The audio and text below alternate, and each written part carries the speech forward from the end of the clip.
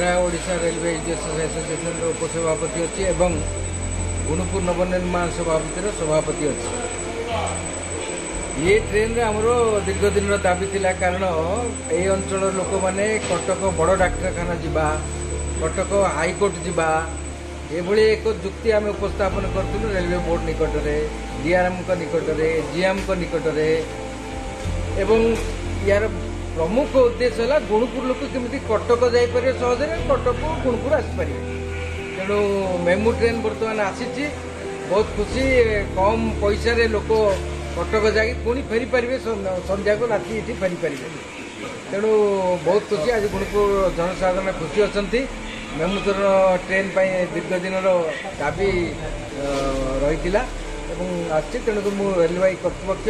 विशेषकर आमर अनुप शतपथी जी डीआरएम अच्छा मु धन्यवाद अर्पण करी मोर आंतरिक गुणुपुरवासी तरफ मो आंतरिक हृदय।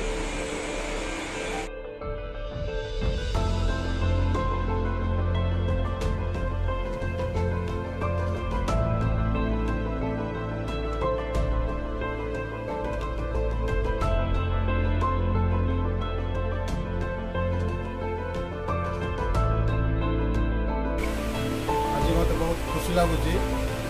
आमर कटक टू गुणुपुर मेम जो ट्रेन टी पड़ी आज बहुत खुशी लगुच ट्रेन आम एरिया को देखा स्वप्न था किंतु भाग्यवशत ट्रेन टी पड़ी मु गुणुपुर टू भुवनेश्वर जावाई चाहूँगी भुवनेश्वर पुणी रिटर्न कम सारिक ट्रेन में ही फेर बहुत खुशी लगुच।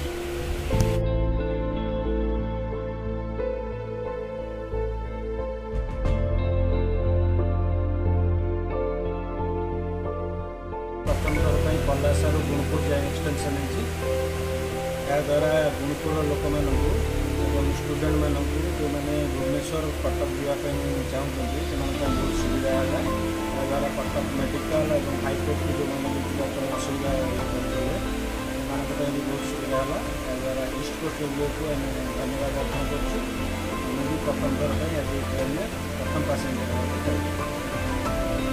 गुणुपुर कटक।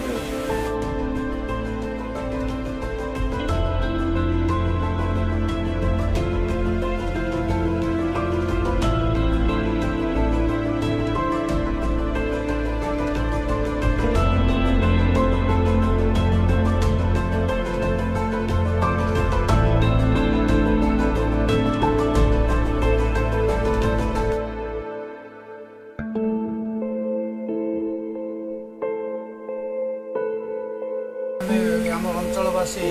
काशीनगर गुणुपुर विभिन्न अंचल लोक मैंने बहुत आज खुशी खुशी दिनटा आज आम ये करने आम भुवनेश्वर जावाक चाहूँ प्रथम करके आज ट्रेन रे या आमर अंचल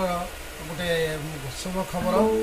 सुवर्ण दिनटे आज ये दिनटा आमको मिलनी ये ट्रेन टे आम अंचल को नुआ कर जो आसवा जो आमर डीआरएम सार शतपथी सार को आम काशीनगर तरफ आम बड़ हार्दिक अभिनंदन जनाऊँ।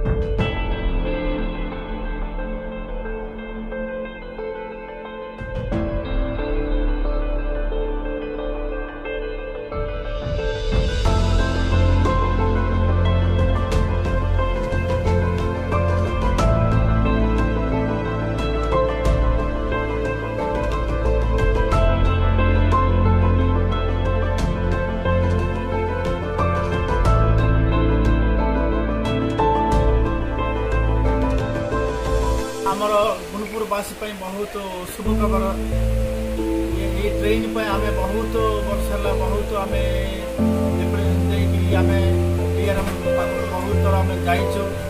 ये ट्रेन पड़ा पूर्वर आम पलासा जाकि अन्य ट्रेन चढ़ी बहुत असुविधा आम जाइलु आज ये ट्रेन पड़ो हम ठीक समय मानने भुवनेश्वर ब्रह्मपुर कटक ऑफिशियल काम सब सारिकी सब कम सरला ये ट्रेन आसिक आराम पहुँच